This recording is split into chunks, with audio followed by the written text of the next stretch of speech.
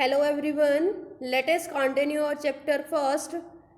Topic of discussion is fundamental forces in nature. Means हम force types of force and properties इस video में हम read करेंगे. First force is gravitational force, second force electromagnetic force, third force strong nuclear force and last force is weak nuclear force. So let us start. What is gravitational force? Fundamental forces in nature. कि हमारे पास nature में कौन कौन से force होते हैं. अभी तो हम यहाँ पर 4 फोर्सेस की बात करेंगे, बट नेचर में हमारे पास क्या होते हैं, अदर टाइप्स के फोर्स भी होते हैं, बट जो मेनली होते हैं वो हम यहाँ पर डिस्कस कर रहे हैं. First force is gravitational force. And what is gravitational force? It is the force of mutual attraction between two bodies by virtue of their masses. Means हम इसमें क्या लेते हैं, 2 bodies लेते हैं. For example, ये आपने 9th क्लास में भी रीड किया हुआ है, body A and body B, and body A having mass m1 and body having mass m2, and the distance between the 2 bodies is r.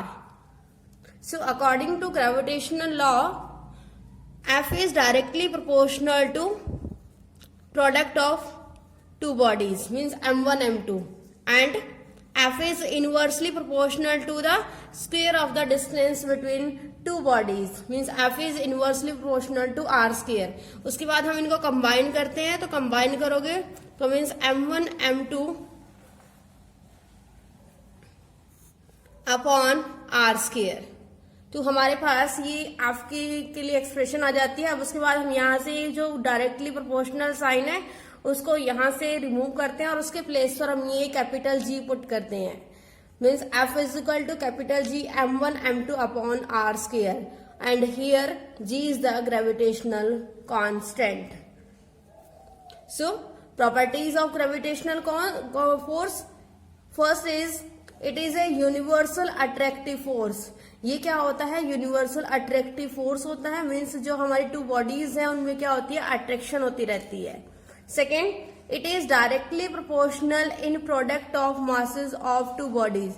Means ये क्या होता है, जो आपके पास प्रोडक्ट ऑफ 2 मासेस के क्या होता है, डायरेक्टली प्रोपोर्शनल होता है. आपने इसे क्वेश्चन चेक कर लिया होगा कि m1 m2 हमने किया हुआ, उसके डायरेक्टली प्रोपोर्शनल क्या है, फोर्स है. Next, it obey inverse square law. अब देखिए यहाँ पर आपके पास है F is inversely proportional to R square. तो F क्या है, इसके आर स्क्वेयर के इनवर्स में है, तो इसलिए हम इसको बोल सकते हैं कि ये क्या करता है, इनवर्स स्क्वेयर लॉ को ऑबे करता है. बिकॉज हमारे पास यहाँ वैल्यू क्या है, 1 अपॉन आर स्क्वेयर है. अगर यहाँ पर वैल्यू आर स्क्वेयर होती सिंपल, तब हम ये लॉ अप्लाई नहीं कर सकते थे. बट अगर आपके पास ये 1 अपॉन आर स्क्वेयर है तो मीन्स इसका मीन्स क्या है कि क्या है, इनवर्स स्क्वेयर लॉ को ऑबे करता है. And the gravitational force between 2 bodies does not depend upon the presence of other bodies. अब हम जो ये ग्रेविटेशनल फोर्स काउंट कर रहे हैं, ये क्या है, आपके पास 2 बॉडीज के बीच में जो अट्रैक्शन होती है, मीन्स जो हमारा ग्रेविटेशनल फोर्स है वो 2 बॉडीज पर डिपेंड करता है. अगर हम उसके मतलब उनके बीच में या कहीं पर भी हम अदर बॉडीज ले रहे हैं तो उनका कोई भी वहां पर इफेक्ट नहीं होता है. अगर होता भी है इफेक्ट तो वो स्मॉल माइनर सा होता है.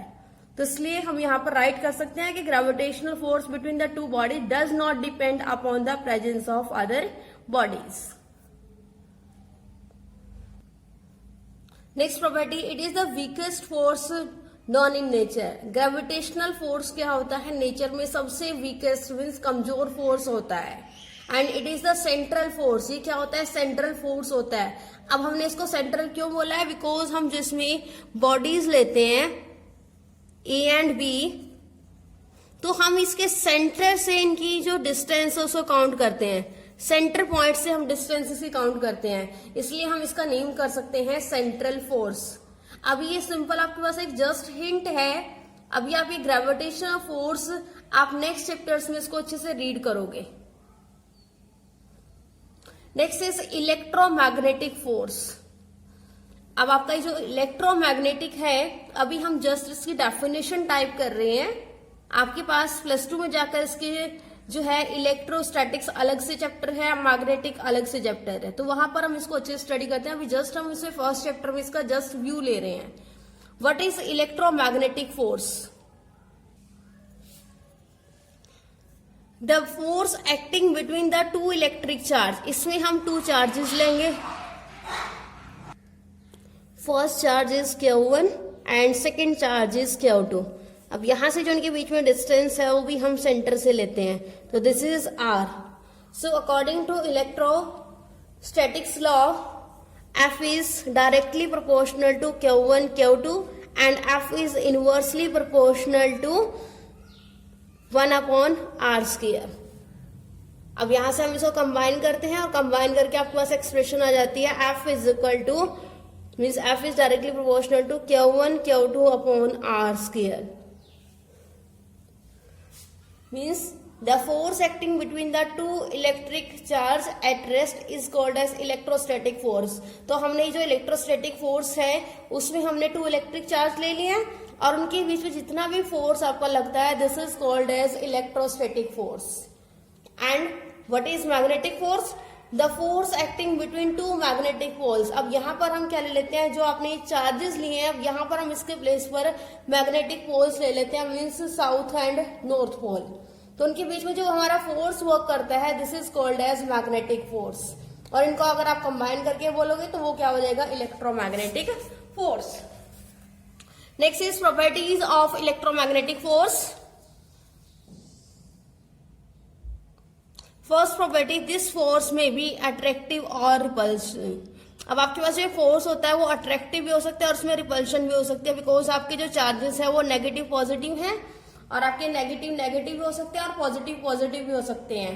तो मीन्स वो हमारे पास उसमें अट्रैक्शन केस भी आ सकता है और रिपल्शन वाला केस भी आ सकता है। It obey inverse square law. तो यहाँ पर हम एक्सप्रेशन में चेक कर सकते हैं, आपके पास इक्वेशन में वैल्यू बन रही है 1/r² बन रही है, तो means it obey the inverse square law. It is a long range force and does not require any medium. जो आपके पास ये इलेक्ट्रोमैग्नेटिक फोर्स होता है वो लॉन्ग रेंज फोर्स होता है, लॉन्ग रेंज फोर्स होता है। और जो आपके पास अभी आपने ग्रेविटेशनल फोर्स किया है वो क्या होता है, वीकेस्ट फोर्स होता है, और इसके लिए हमें कोई भी मीडियम की रिक्वायरमेंट नहीं होता, ये ऑटोमेटिकली वर्क करता है।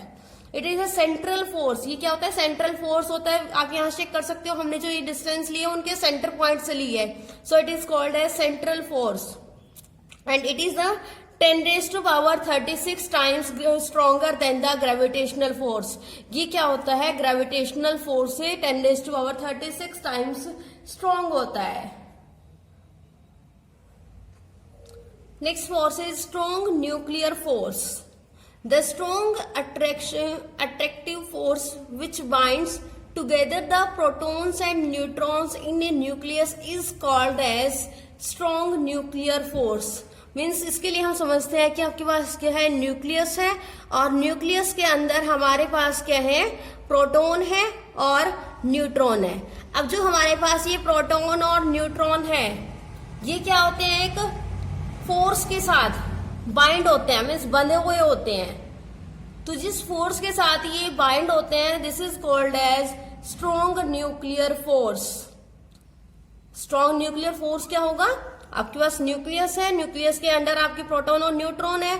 अब जो हमारे पास प्रोटॉन और न्यूट्रॉन है वो भी क्या होते हैं, एक फोर्स के साथ बाइंड होते हैं, मीन्स बंधे हुए होते हैं। तो जिस फोर्स के साथ वो बाइंड होंगे this is called as strong nuclear force.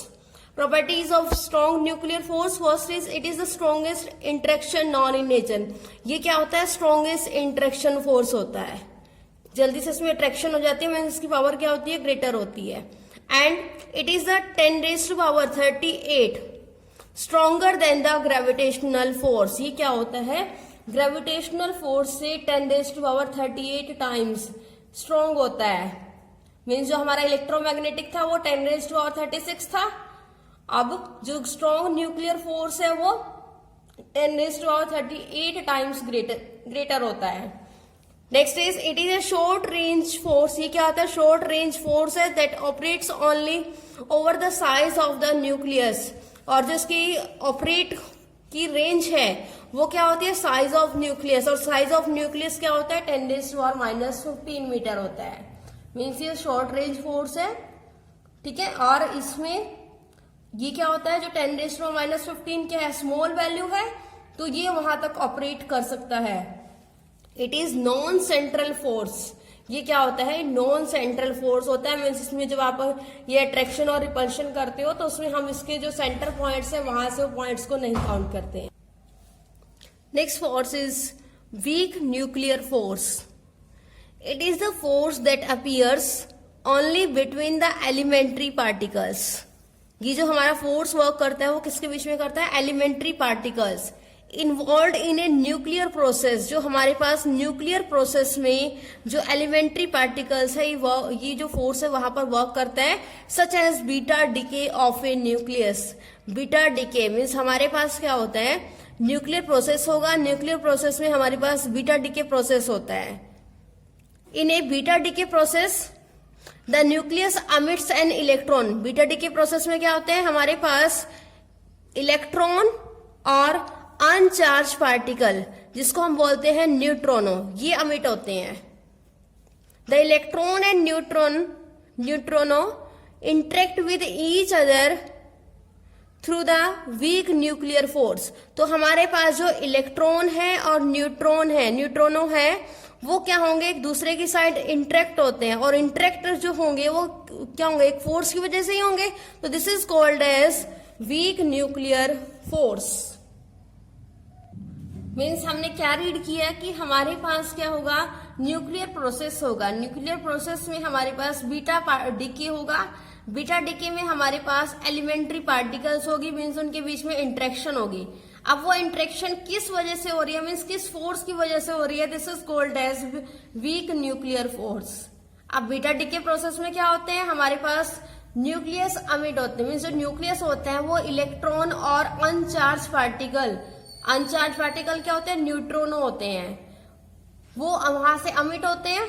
अब जो इलेक्ट्रॉन और न्यूट्रॉनो है वो एक दूसरे के साथ इंटरेक्ट होंगे, और जिस फोर्स के साथ वो इंटरेक्ट होंगे this is called as weak nuclear force. अभी इसका जो कंप्लीट प्रोसेस होता है वो आप +2 क्लास में जाकर रीड करते हो।